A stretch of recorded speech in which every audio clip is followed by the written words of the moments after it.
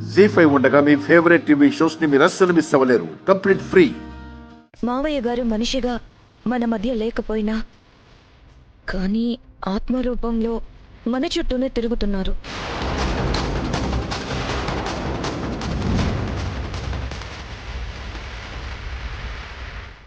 ఆత్మ తిరుగుతోందా? ఏంటమ్మా నువ్వు అనేది? అవునత్తయ్య, మావయ్య గారు ఆత్మగా ఉన్నారు. ఇంతకు ముందు వీళ్లతో కలిసి నేను తప్పుడు పనులు చేసినప్పుడు మమ్మల్ని దండించింది, శిక్షించింది మావయ్య గారే.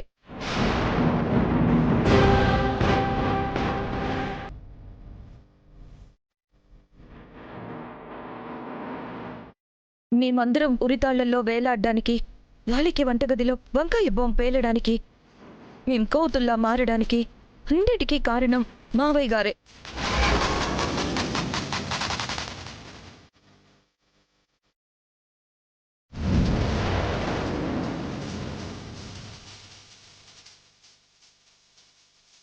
ఏంటి ఉర్మిళ నువ్వు చెప్పేది నిజమా? నిజం బామ్మ.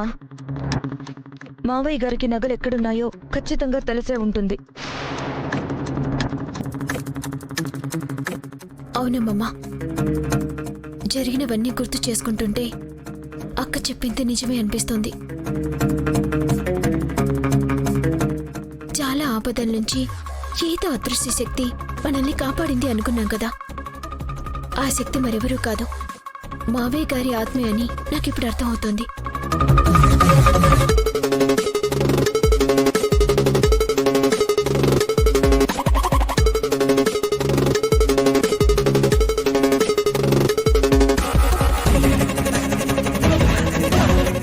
మరైతే దశరథ రామయ్య ఎందుకు మౌనంగా ఉన్నాడు?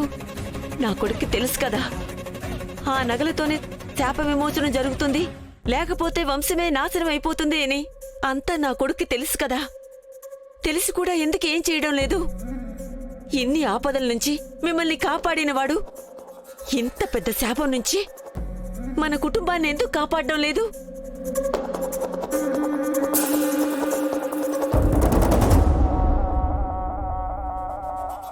అదే తెలియడం లేదు బామ్మగారు. కానీ మావయ్య గారే ఆ నగలు ఎక్కడున్నాయో చెప్పగలరు. అసలు ఆయన ఇప్పుడు ఎక్కడున్నారు? ఆత్మరూపంలో ఉన్నారంటున్నారు కదా, ఇక్కడ ఇక్కడ మన పక్కనే ఉన్నారా? ఏమండి ఏమండి ఏమండి ఏమండి ఎక్కడున్నారు? మా మాటలు వినిపిస్తున్నాయా? మా బాధ కనిపిస్తోందా? అత్తయ్య, ఇప్పుడు లేరత్తయ్య. ఇదిగో వీళ్లే మావయ్య గారి ఆత్మని ఎక్కడో బంధించారు.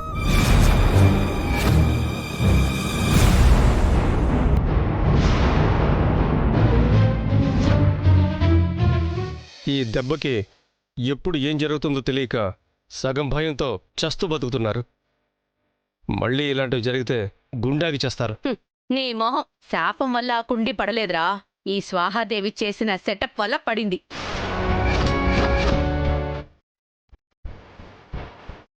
ఏంటి, నువ్వు సెటప్ చేసావా?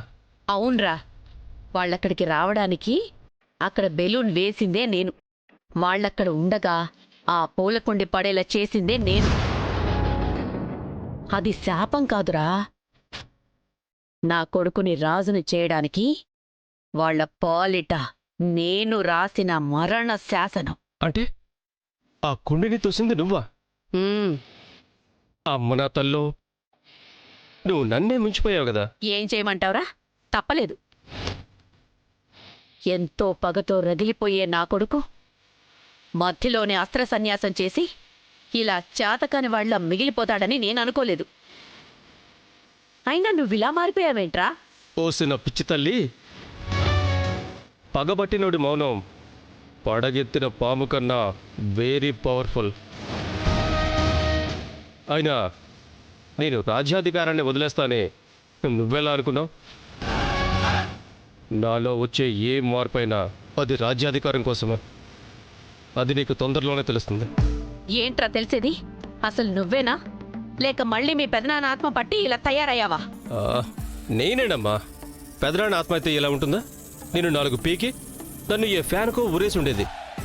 This is me talking to mummy. Through this me with mummy.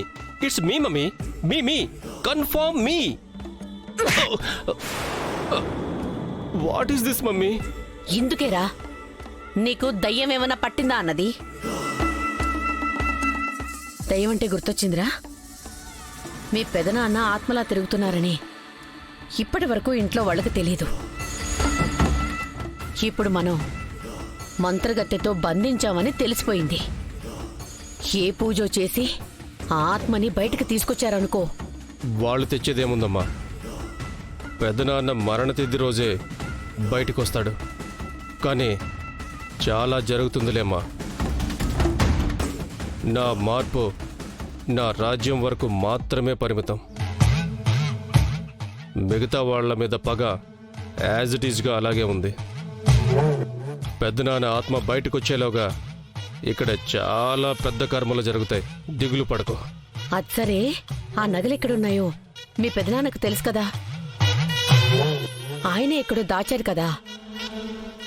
మరి ఇంతవరకు వాటి గురించి ఎందుకు చెప్పలేదురా? అవునమ్మా, నాకు అది అర్థం కావడం లేదు. ఆ నగలు దొరికితే శాప విమోచనం అయిపోతుంది కదా. మనతో ఆడుకున్నాడు గాని అసలు నిజం ఎందుకు వాళ్ళకి చెప్పలేదు?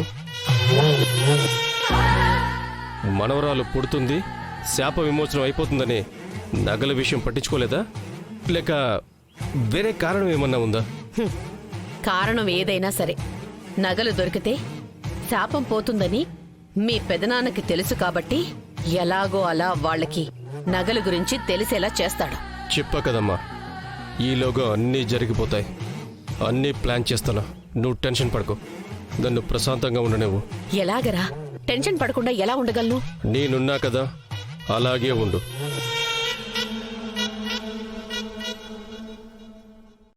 జీ5 యాప్ డౌన్లోడ్ చేసి అన్ని ఎపిసోడ్స్ పూర్తి ఉచితంగా చూడండి.